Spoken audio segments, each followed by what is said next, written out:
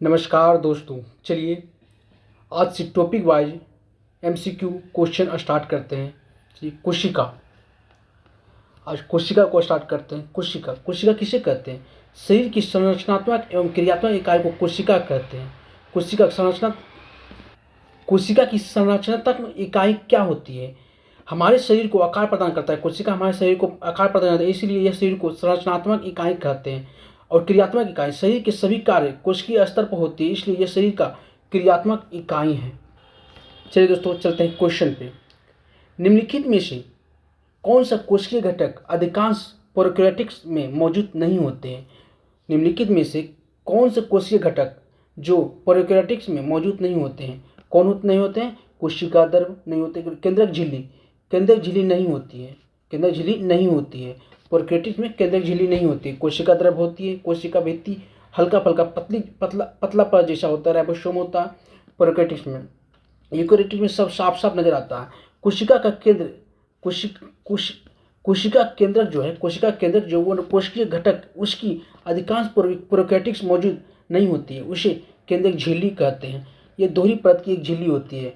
केंद्रक झिल्ली जो एक दोहरी परत की एक झिल्ली होती है, जिसमें दो प्रोटीन का और एक लिपिड का बना होता है, बीच में लिपिड का होता है, जो केंद्रक के चारों ओर घेरे रहती है। जो केंद्रक झिल्ली जो है, केंद्रक के चारों ओर घेरे रहती है, जिसमें बारीक झिल्ली अतः परिधीय जालिका से जुड़ी होती है, जिस पर छोटे छोटे राइबोसोम भी पाए जाते हैं, जो प्रोटीन को संश्लेषण में काम करता है। कोशिका में केंद्र की खोज रॉबर्ट ब्राउन ने 1831 में किया था। किसने किया था? रॉबर्ट ब्राउन ने 1831 में किया था केंद्र की खोज। और कोशिका खोज के लिए रॉबर्ट हुक ने 1665 में किया था। जो कोशिका का नियंत्रण केंद्र जो सृष्टिकर्ता किसे, कोशिका का सृष्टिकर्ता कौन है? केंद्रक। कोशिका का दिमाग किसे? केंद्रक को कहते हैं।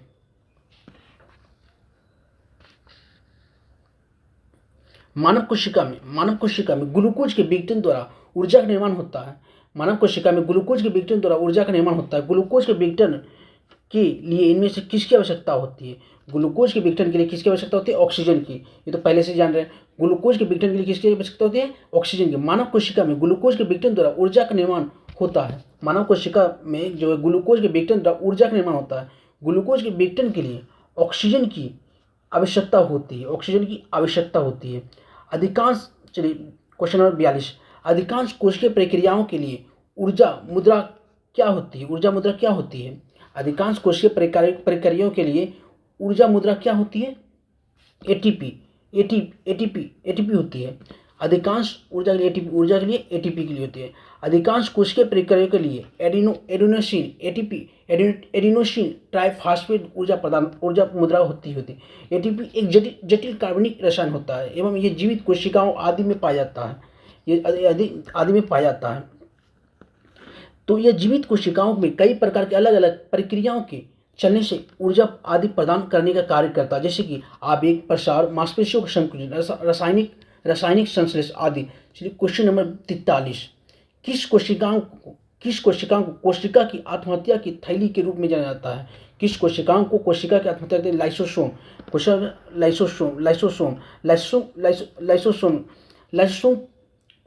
की कोशिका की आत्महत्या की थैली कहते हैं। लाइसोसोम क्या कहते हैं? आत्महत्या की थैली के रूप में जाना जाता है, क्योंकि इसमें हाइड्रोलिटिक एंजाइम पाई जाती है। लाइसोसोम का पीएच मान कितना होता है? 4.5 से 5 अम्लीय होता है। Question number 44। कोशिका में 6 कार्बन और अणु ग्लूकोज के 3 कार्बन अणु पाइरुवेट में विखंडन की प्रक्रिया कहाँ पर होती है? कोशिका द्रव में होती है। कार्बन वाले अणु ग्लूकोज के 3 कार्बन वाले अणु पाइरुवेट के विखंडन की प्रक्रिया कहाँ होती है? कोशिका द्रव में होती है। कोशिका में 6 कार्बन और अणु ग्लूकोज के 3 कार्बन वाले अणु पाइरुवेट में विखंडन की प्रक्रिया कोशिका द्रव में होती है। कोशिका द्रव एक जेली जैसा चिपचिपा जैसा है, जो कोशिका झिल्ली एवं केंद्र के बीच में पाया जाता है। कोशिका के अन्य अलावा कोशिका द्रव में ही पाए जाते हैं। कहाँ पाई जाती है? कोशिका द्रव में ही पाए जाते हैं, जैसे माइटोकॉन्ड्रिया, गोल्गी काय, राइबोसोम, जो कोशिका द्रव में ही पाए जाते हैं। प्रोकैरियोटिक राइबोसोम की उप इकाई संरचना क्या है? प्रोकैरियोटिक राइबोसोम में उप इकाई संरचना क्या है? 5S से 3S 5 से 3 प्रोकैरियोटिक एबोशम कोशिका की जीवधर्म झिल्ली से जुड़े होती है। ये 15 से 20 नैनोमीटर आकार की होती है, 15 से 20 मीटर नैनो के आकार की होती है और 2 उप इकाइयों में 50 एस और 30 एस की बनी होती है, जो आपस में मिलकर 70 एस प्रोकैरियोटिक राइबोसोम बनाते हैं। राइबोसोम के ऊपर प्रोटीन संश्लेषित होती है प्रोकेंद्रिक कोशिका की कुछ विशेषताओं का उल्लेख नीचे दिए गए विकल्पों से गलत विकल्प का चयन कीजिए। झिल्लीबद्ध कोशिकाओं की मौजूदगी, अत्यधिक छोटा आकार, प्रोकेंद्रिक में जो है सेल जो होती है अत्यधिक छोटे आकार, एकल गुणसूत्र, इसका नाभिकीय केंद्रभास। इसमें क्या होगा, झिल्लीबद्ध कोशिकाओं की मौजूदगी होगी। प्रोकैरियोट में झिल्लीबद्ध कोशिकाओं की मौजूदगी होगी। प्रोकैरियोटिक कोशिका की प्रमुख विशेषता यह है कि अधिक छोटे आकार की एकल गुणसूत्री होती है। इसका नाभिकीय क्षेत्र केंद्र काभ कहलाता है। प्रोकैरियोटिक जीव या प्रोकैरियोटिक ऐसे जीवों को कहा जाता है जिनकी कोशिका झिल्ली केंद्रक में नहीं पाई जाती, जिसमें कोशिका झिल्ली जो है केंद्रक में नहीं पाई जाती है, केंद्रक में नहीं रहती। क्वेश्चन नंबर 47 चलिए दोस्तों, जब एटीपी में टर्मिनल फास्फेट लिंकेज की जल के उपयुक्त द्वारा तोड़ा जाता है तो कितनी ऊर्जा मुक्त होती है। जब एटीपी में टर्मिनल फास्फेट लिंकेज को जल के द्वारा तोड़ा जाता है तो कितनी ऊर्जा उपयोग होती है। 30.5 के मोल होती है। कितनी होती है? 30 के मोल होती है। संश्लेषित अणु एटीपी का उपयोग कोशिका में अन्य सभी गतिविधियों को बढ़ावा देने के लिए किया जाता है। एटीपी का उपयोग कोशिका में अन्य सभी गतिविधियों को बढ़ावा देने के लिए किया जाता है। इन प्रक्रियाओं में एटीपी टूट जाता है और जो एक निश्चित मात्रा में ऊर्जा पैदा करता है, जो कोशिका में होने वाली ऊष्माशोषी अभिक्रिया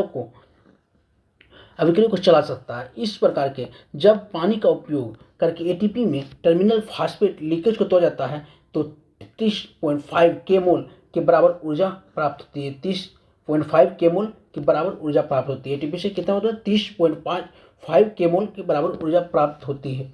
चलिए क्वेश्चन 48, कौन सा कोशिकांग विषाक्त पदार्थों और औषधियों के जहरीले प्रभाव को खत्म कर देता है?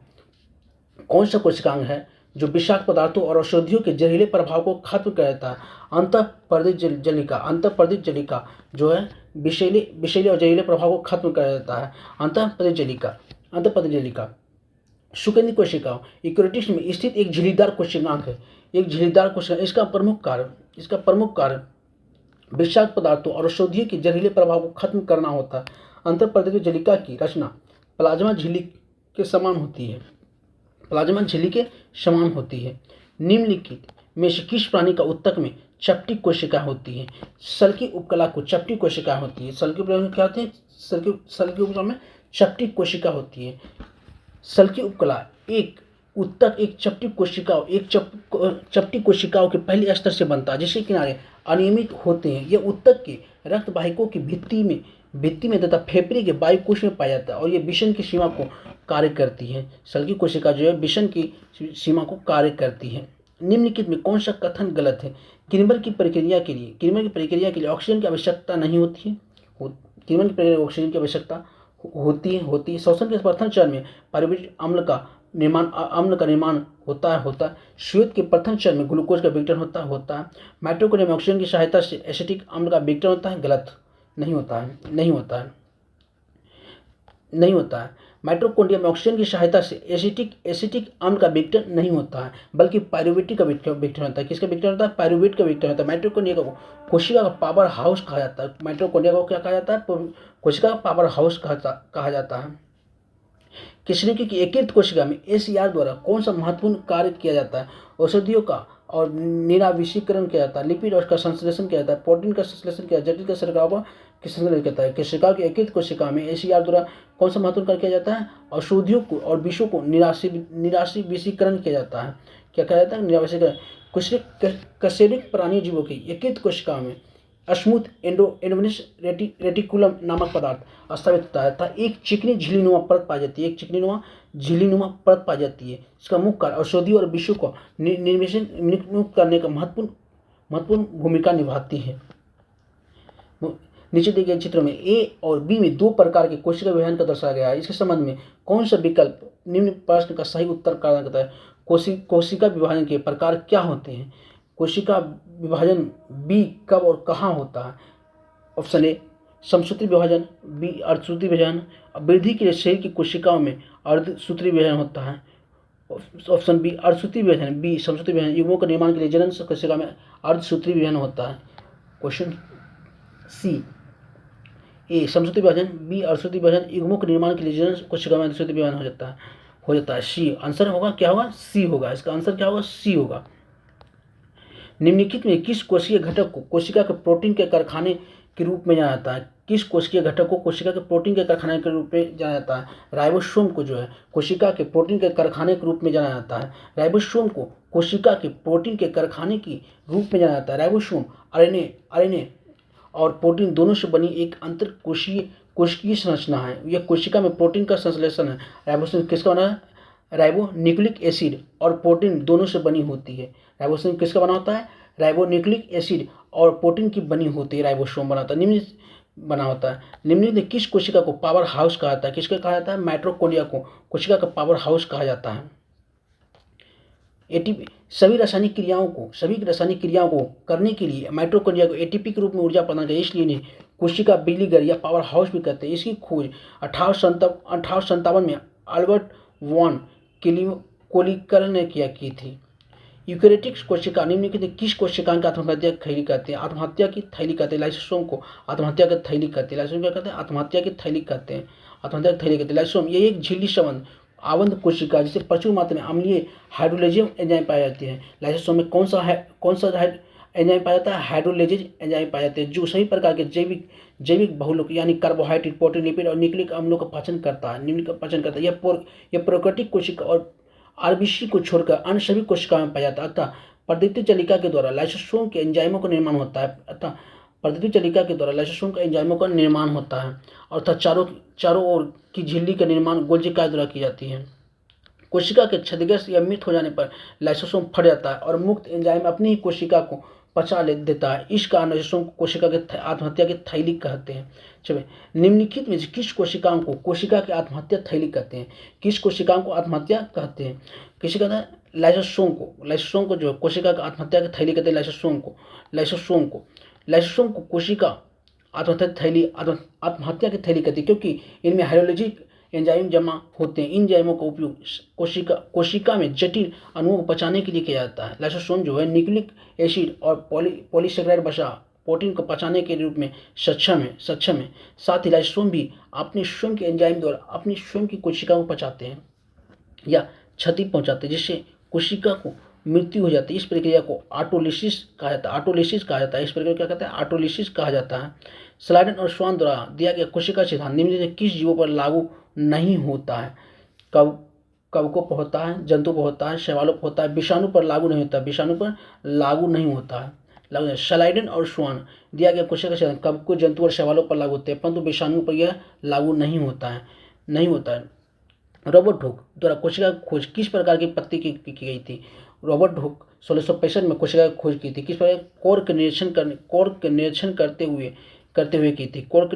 हुए की थी। कोशिका की खोज रॉबर्ट हुक द्वारा 1665 ईस्वी में किया गया। इन्होंने कॉर्क के स्लाइस का समान आवर्धक यंत्र की सहायता से अध्ययन किया था।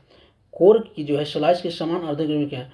कॉर्क के पेड़ के छाल के एक भाग के उन्होंने कॉर्क की पतली स्लाइस ली और उसका सूक्ष्मदर्शी की सहायता से अध्ययन किया। उन्हें कॉर्क की स्लाइस में अनेक कोष्ठित अथवा विभाजित बक्से देखे। बक्से मधुमक्खी के छत्ते के समान दिखाई दिए। कोशिका की खोज किसने की थी? रॉबर्ट हुक ने 1665 में की थी। किसने की थी? 1665 में रॉबर्ट हुक ने की। केंद्रक और कोशिका झिल्ली के बीच मौजूद जेलिक पदार्थ क्या कहते हैं? केंद्रक और कोशिका झिल्ली के बीच मौजूद जेली जैसे पदार्थ को क्या कहते हैं? कोशिका द्रव्य कहते हैं। क्या कहते हैं? कोशिका द्रव्य कहते हैं। कोशिका जीवों का आधारभूत संरचना एवं कार्यात्मक इकाई है। ये एक विशिष्ट परागम्य कला से घिरी रहती है। यह प्रायः संयोजन क्षमता कोशिका की एक संरचना कोशिका झिल्ली, कोशिका द्रव्य केंद्र से मिलकर होती है। यह उन्हें कोशिकांग कहते हैं। कोशिका द्रव्य एक जेली जैसा पदार्थ है जो कोशिका झिल्ली एवं केंद्र के बीच पाया जाता है। कोशिका द्रव्य में अनेक कार्बनिक अथवा अकार्बनिक पदार्थ होते हैं। कोशिका में अनेक संगठक अथवा कोशिका द्रव्य में ही पाए जाते हैं। केंद्रीय क्वेश्चन 61 केंद्रक और कोशिका झिल्ली के बीच भरे हुए जेली कैसे पदार्थ को क्या कहते हैं? केंद्रक और कोशिका झिल्ली के बीच भरे हुए जैसे पदार्थ को क्या कहते हैं? साइटोप्लाज्म। साइटोप्लाज्म कहते हैं, क्या कहते हैं? साइटोप्लाज्म कहते हैं। साइटोप्लाज्म। साइटोप्लाज्म एक जेली से द्रव है जो केंद्रक और कोशिका झिल्ली के बीच रहता है। केंद्रक और कोशिका झिल्ली के बीच रहता है। जैसे कोशिका साइटोप्लाज्म या कोशिका द्रव कहते हैं। केंद्रक और कोशिका झिल्ली के बीच के क्या कहते हैं? साइटोप्लाज्म या कोशिका द्रव कहते हैं। कोशिका द्रव कहते हैं। पानी की कमी के कारण कोशिका के संकुचित होकर कोशिका भित्ति के अलग होने की प्रक्रिया क्या कहते हैं? पानी की कमी के कारण कोशिका संकुचित होकर कोशिका भित्ति से अलग होने की प्रक्रिया को क्या कहा जाता है? प्लाज्मोलिसिस कहते हैं। प्लाज्मोलिसिस कहते हैं। प्लाज्मोलिसिस कहते हैं। प्लाज्मोलिसिस पानी की कमी के कारण कोशिका में संकुचित होकर कोशिका भित्ति से अलग होने की प्रक्रिया को प्लाज्मोलिसिस कहते हैं। जैसे जीवद्रव्य कुंचन कहते हैं। कोशिका के पावर हाउस के रूप में किसे जाना जाता है? माइटोकॉन्ड्रिया को कोशिका के पावर हाउस के रूप में जाना जाता है। ऊर्जा युक्त कार्बनिक पदार्थ को ऑक्सीकरण माइटोकॉन्ड्रिया में होता है। इसमें काफ़ी मात्रा में ऊर्जा प्राप्त होती है। इसलिए माइटोकॉन्ड्रिया को कोशिका का पावर हाउस कहते हैं। ये ऊर्जा को एडिनोसिन ट्राइफॉस्फेट के रूप में होती है। इसका निर्माण एडीपी एवं आर कार्बनिक फास्फेट के संयोग से होता है। इसे कोशिका का श्वसन स्तर भी कहते हैं। जीवाणु एवं नीलहरित शैवाल को छोड़कर सभी सजीव पादप और जंतु कोशिका में माइटोकॉन्ड्रिया पाया जाता है। Question number 65। कोशिका का वो बाह्यतम आवरण कौन सा है जो कोशिका के अवयवों को उनके बाह्य वातावरण से अलग करता है? कौन अलग करता है? प्लाज्मा झिल्ली। कोशिका के प्लाज्मा झिल्ली अलग करता है। कौन करता है? प्लाज्मा झिल्ली कहते हैं। कोशिका का वो बाह्यतम आवरण जो कोशिका के अवयवों और उसके बाह्य वातावरण से प्लाज्मा झिल्ली। कोशिका के सबसे बाहरी चारों ओर एक पतली मुलायम और लचीली झिल्ली होती है जिसे कोशिका झिल्ली या प्लाज्मा मेम्ब्रेन या प्लाज्मा झिल्ली कहते हैं। ये झिल्ली जीवित और अर्ध परागम्य होती है। ये झिल्ली कैसी होती है? अर्ध परागम्य होती है। कैसी झिल्ली होती है? अर्ध परागम्य होती है कि ये कोशिका के अवयवों को उसके बाह्य वातावरण से अलग करती है। कोशिका झिल्ली लिपिड और प्रोटीन की बनी होती है। ये भिन्न भिन्न प्रकार के अणुओं से बाहर निकलने और अंदर जाने के नियंत्रण करती है। बाहर जाने और अंदर आने के नियंत्रण करते हैं, इसलिए अर्ध परागम्य है। इक्वेटोरियल प्लेट एवं कोशिका केंद्र में गुणसूत्रों का संरेखन माइटोसिस के किस चरण के विधि होता है? मेटाफेज के द्वारा। किस विधि होता है? मेटाफेज के द्वारा होता है। मेटाफेज के दौरान गुणसूत्र और इक्वेटोरियल प्लेट पर कोशिका के केंद्र में संरेखित होती है और धुरी के तंतु गुणसूत्रों के सेंट्रोमियर से जुड़ जाते हैं। उल्लेखनीय है कि मेटाफेज समसूत्री विभाजन के द्वितीय चरण है। मेटाफेज जो है समसूत्री का विभाजन का द्वितीय चरण है। इस चरण में सेंट्रोमियर विभाजित होता है और अलग किए गए क्रोमेटिड स्वतंत्र संतति गुणसूत्र बन जाती है। स्वतंत्र अस्तित्व में सक्षम जीव की सबसे छोटी इकाई क्या है? स्वतंत्र कौन है? कोशिका। स्वतंत्र अस्तित्व के सक्षम जीव की सबसे छोटी इकाई क्या है? कोशिका है। स्वतंत्र अस्तित्व के सक्षम जीव की सबसे छोटी इकाई को कोशिका होती है। इस जीवन की मूलभूत इकाई के नाम से भी जाना जाता है। मनुष्य तथा अन्य जीव जंतु और पेड़ पौधों का निर्माण कोशिका में ही होता है। बिना कोशिका से किसी भी जीव की जीवन असंभव है। अमीबा से लेकर सभी विशालकाय प्राणी में कोशिका पाई जाती है। Question number 18। जीवन की मूलभूत इकाई क्या है? कोशिका। जीवन की मूलभूत इकाई क्या है? कोशिका है। Question number 69। पुटिकाओं में प्रोटीन और लिपिड के परिवहन और संशोधन पैकेजिंग के लिए निम्नलिखित कौन सा कोशिकांग उत्तरदायित्व होता है? कौन सा? गोल्जी कौन होता है? गोल्जी का पुटिकाओं में प्रोटीन और लिपिड के परिवहन, संशोधन और पैकेजिंग के लिए गोल्जी का नामक कोशिकांग उत्तरदायी होता है। ये कोशिका के अंदर स्रावित पदार्थों को संग्रह एवं परिवहन में किया जाता है, सहायक होता है। परिवहन के स्रावित पदार्थों के संग्रह एवं परिवहन में सहायक होता है। निम्न में कौन सी झिल्ली संयोजित थैली पाचक एंजाइम में भरी होती है? कौन सी संयोजित पाचक होती है? लाइसोसोम झिल्ली जो है संयोजित थैली के रूप में पाई जाती है। कौन? लाइसोसोम की खोज डी नामक वैज्ञानिक ने 1955 में की थी। यह अधिकतर जंतु कोशिका में मुख्य रूप से एंजाइम अभिक्रिया में करने के लिए कोशिकाओं जैसे अग्नाशय, यकृत, मस्तिष्क तथा गुर्दे आदि में पाए जाते हैं। लाइसोसोम मुख्य सूक्ष्म गोल इकाई और झिल्ली से घिरी और पाचक एंजाइमों से भरी थैली जैसी संरचना होती है। थैलीनुमा कौन होता है? लाइसोसोम। इसका सबसे प्रमुख कारण भारी पदार्थों को भक्षण और पाचन करना। इसे आत्मघाती थैली या आत्महत्या कहते हैं। क्वेश्चन नंबर 71, निम्नलिखित कोशिकांगों में किसे कोशिका की आत्महत्या थैली कहते हैं? आत्महत्या की थैली किसे कहते हैं? लाइसोसोम को। किसे कहते हैं? लाइसोसोम को। लाइसोसोम कहते हैं, आत्महत्या की थैली कहते हैं। लाइसोसोम की खोज डी डुबो ने 1955 ईस्वी में की थी। यह बहुत ही सूक्ष्म और कोशिकांग है जो छोटी छोटी पुटिकाओं के रूप में पाए जाते हैं। इसके चारों ओर एक तरह की पतली झिल्ली होती है। इसका आकार बहुत छोटा और थैली जैसा होता है। इसमें ऐसे एंजाइम होते हैं जिनमें जीव द्रव्य का घुला देने या नष्ट कर देने की क्षमता रहती है। कोशिकीय अपाचन में व्यवधान के कारण यह कोशिका क्षतिग्रस्त हो जाती है, तो लाइसोसोम फट जाता है एवं मौजूद एंजाइम अपनी ही कोशिकाओं को पाचित कर जिसके परिणाम कोशिका की मृत्यु हो जाती है। अतः इसे आत्मघाती थैली भी कहा जाता है। Question number 72, ribosome. राइबोसोम क्या बनाते हैं? प्रोटीन। राइबोसोम क्या बनाती है? प्रोटीन बनाती है। राइबोसोम कहाँ रहता है? खुरदरी अंतःप्रद्रवी जलिका पे छोटी छोटी दाने के रूप में राइबोसोम रहता है। राइबोसोम एक जटिल संरचना है जो जीवित कोशिका में पाई जाती है। यह अंतःप्रद्रवी जलिका से जुड़ी होती है। ये हरित लवक केंद्रक या माइटोकॉन्ड्रिया में पाए जाते हैं। राइबोसोम प्रोटीन संश्लेषण में नामक प्रक्रिया में अमीनो एसिड से प्रोटीन बनाते हैं। क्वेश्चन नंबर 73, प्रोटोप्लाज्म शब्द किसने गढ़ा था? प्रोटोप्लाज्म शब्द किसने गढ़ा था? जोहान एब्लिसन पुरकुंजे ने गढ़ा था। प्रोटोप्लाज्म किसने? पुरकुंजे ने शब्द गढ़ा था। जीव द्रव्य का नामांकन जो है पुरकुंजे ने किया था 1839 में। एक तरल गाढ़ा रंगीन और पारदर्शी लसलसा वजन युक्त पदार्थ है। जीव की सारी जैविक क्रियाएं इसी के द्वारा संपन्न होती है, इसलिए जीव द्रव्य के जैवन भौतिक आधार कहते हैं। क्वेश्चन नंबर 74, कोशिका एक प्रकार की अवशिष्ट निस्तारण प्रणाली है।